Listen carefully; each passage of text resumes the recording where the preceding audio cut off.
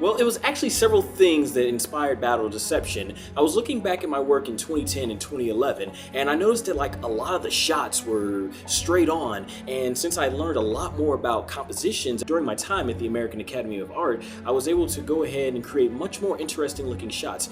I decided to go with the idea that every shot in the film should look like its own standalone photograph, and that way it'd be a lot more for the viewers to really get interested in it. So from a production standpoint, Battle of Deception was finally my opportunity to shoot footage in 1080p HD, something that wasn't present in my early work. We only had a standard definition camera, so now I'm able to get that extra production values that I really need. This is also a good opportunity for me to improve my editing, my visual effects, and my audio work as well.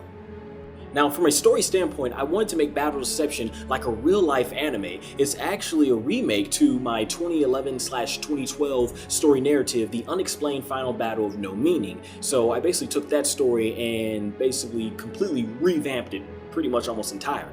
Now, where I actually got a huge inspiration for the story was the 1995 film, The Usual Suspects. In that film, I was very impressed by the story, and it really gave me the ideas of where I wanted to go with the story. It definitely allowed me to go ahead and write something that went far beyond the stories that I've written before at this point.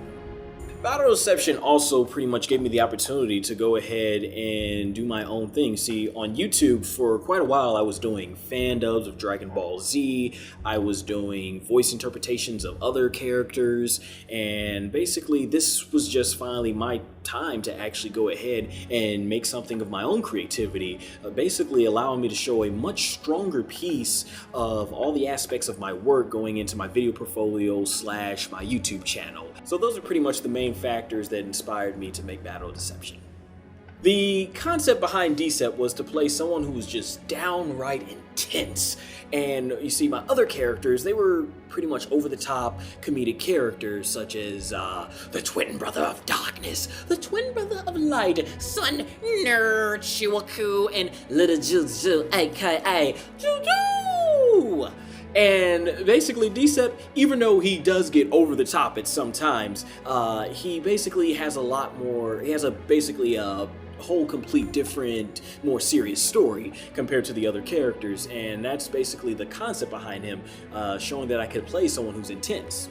For me, playing Decept was definitely my favorite character because compared to everyone else, it was just a complete different character. I mean, the way I was able to use all the type of facial expressions that he would make and be able to basically communicate with my body language, it was just really interesting because that was the type of thought that I didn't put into my other characters. Now, when it came to just the voice acting part of Decept, it was really fun because, you know, when it comes to Decept's voice, he tends to speak from a very low, really low when it comes to like dealing with his sister, and he can be very sympathetic. I'll keep you protected no matter what, sis. Always. I love you. But then when he talks regular, he's basically talking in this sort of voice where he sounds like he's just so sure of himself and everything that he says is right. Still disgracing you with that ridiculous outfit from Darker Than Black. Hey, he's a boss. Hey, I see what you did there. That's not funny. And then, basically, when he gets super angry, his voice just gets amazing and raspy, and he's kind of talking like Vince McMahon from the WWE when he says, "You're fired." Then I guess I'll just have to be wrong then, when I'm the one responsible for the death of that no-good son of a... And that's basically what was fun about playing the character Decept. Now, when it comes to the post-production process, compared to all my previous work, this has no doubt been by far my most advanced film yet, having spent roughly 2,170 plus hours of editing over the past 2 years, and still editing.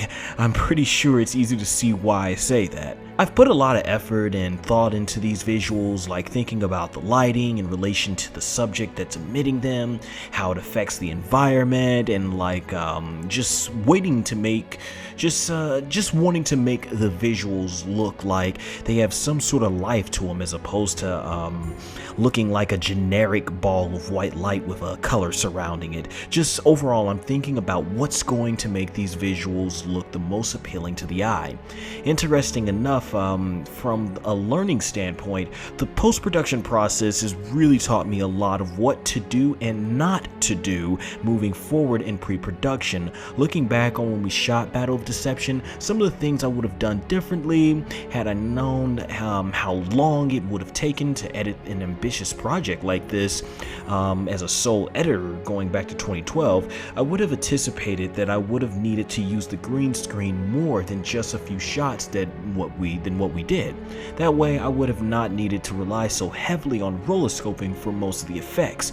Also, just to eliminate rotoscoping almost entirely, I would have chosen my compositions in the shot more wisely to avoid shots that took days or even weeks to rotoscope, since ultimately those have been the two biggest reasons for Battle of Deception taking so long in post-production. However, in the end, you live and you learn, just like it was the mistakes that I made in my earlier short films that allowed me to make Battle of Deception. It's also the lessons that I've learned in making Battle of Deception that will also allow me to advance to new levels of filmmaking with the future films that I make. Alright everyone, May 1st, 2016 will be the next part of the behind the scenes interview, non-spoiling special featuring Little Miss Undead. Hope you enjoy the non-spoiling version of my behind the scenes interview. Now if you want to see the full version of my behind the scenes interview along with the rest of the cast and crew, you'll be able to click right down there. Now, as of the release date of this video, the teaser trailer and various updates are available right here. But once again, if you're viewing this into the far future, you'll be able to click right here for the second trailer and right here for the full movie, which I recommend you see first before watching the full behind the scenes interview, which contains spoilers. Now, if you don't want to miss a video as well as Battle of Deception once it's released, click on this little video box I'm in right now and you'll be able to subscribe to my YouTube. Also, don't forget my other social media accounts where you can like me on Facebook, follow me on Tumblr, Twitter, and Instagram. That way you'll be able to get various updates concerning Battle of Deception and other projects. Also, make sure to go ahead and show some love to Adrian von Ziegler, who's a very talented music composer here on YouTube and was very kind enough to grant me permission to use his music for Battle of Deception. And don't forget, links to all my crew's social media as well as my own are all in the video description below. With that said, thank you guys so much for watching and take care!